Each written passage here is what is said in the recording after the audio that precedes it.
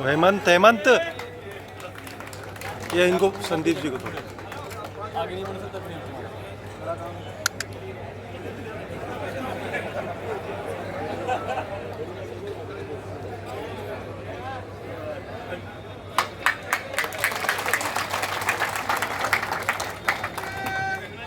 दौसा के नवनिर्वाचित लोकसभा के सांसद, पूर्व मंत्री सम्माननीय मुरारी मीणा जी, यहाँ की पूर्व मंत्री, पूर्व विधायक ममता जी, जिया खटाना साहब, ओम प्रकाश हुड्डा जी, महेंद्र मीणा जी, अमीन कागजी साहब, वेद सोलंकी जी, जिला प्रमुख महोदय महेश शर्मा जी, अनिता जाटव जी, हर्षा यादव साहब, कांति मीणा जी, हमारे जिलाध्यक्ष रामजीलाल ओड साहब, और इस कार्यक्रम में मौजूद सभी नौजवान दोस्तों, आदरणीय बुजुर्गों, माताओं, बहनों और बच्चों। सबसे पहले जो आज हमने कार्यक्रम किया, जिसके बारे में सब लोगों ने बातें करी, मैं आज याद करना चाहता हूँ मिट्टू जी को, क्योंकि उनको आप सब जानते थे, पहचानते थे, और मुझे इतनी खुशी हो रही है आज कि उनकी मूर्ति का अनावरण करने के लिए तमाम नेता जो मंच पर बैठे हैं, कोई कहीं से आया, कोई कहीं से आया, लेकिन आज एक अच्छे माहौल में, जैसा मुरारी जी बोल रहे थे, एक अपनापन, एक प्यार, एक सद्भावना के माहौल में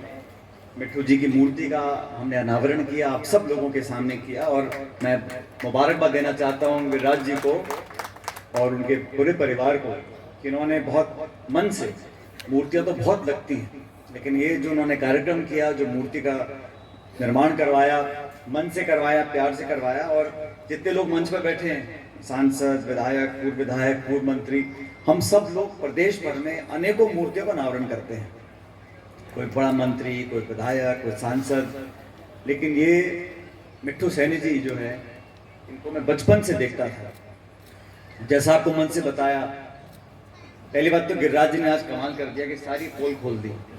जितना जो बोलने को नहीं था मैंने खूब हाथ दबाया उसका, मैंने भाई तो रहवा दे, मत बोल देख जो है सारी। और क्या पहली बार भाषण दे रहे थे, पहली बार, बेकार की बातें, खूब प्रैक्टिस करके आते हैं आप। मिट्टू जी को मैं देख रहा हूँ हर चुनाव में, पिछले 20-25 सालों में। ममता जी बता रहे थे कि जब भी कांग्रेस का हमारा कार्यालय खुलता था लोकसभा चुनाव में, तो ना कहना पड़ता था, ना सोचना पड़ता था, तो उनकी दुकान में ही ऊपर नीचे 2 मंजिल का था, वहाँ पर वो कार्यालय खोलते थे। और मैं तो जब स्कूल कॉलेज में पढ़ता था, 96 की बात है, 91 की बात है, तब से ही हम लोगों का वहाँ दफ्तर खुलता था। और उनके साथ जो संबंध थे वो राजनीतिक नहीं थे। उन्होंने जो इस भंडारी पूरे क्षेत्र को, मैं सिर्फ एक गांव तहसील की बात नहीं कर रहा हूँ, लेकिन पूरे इलाके में अपने मन से वो जिनको प्यार करते थे, जिनके साथ जुड़े थे, उनका पूरा सहयोग करते थे। और पायलट साहब के स्वर्गवास होने के बाद भी जब तक वो जीवित रहे, मुझे याद है हम चर्चा कर रहे थे, उनके पोते की मौत हो गई करंट से, उसके 15-16 साल का बच्चा था, तब उस समय मैंने उनसे बात की थी, बड़े दुखी थे,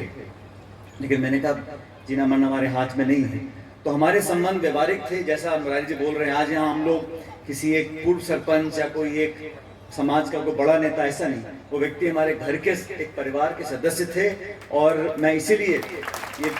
दिन आगे पीछे हो गए, और बिल्कुल सही कहा ममता जी ने, जो मूर्ति ये बनी है इसको आप लोग देखना जाके, हूबहू मिट्टू सैनी जी खड़े लगते हैं,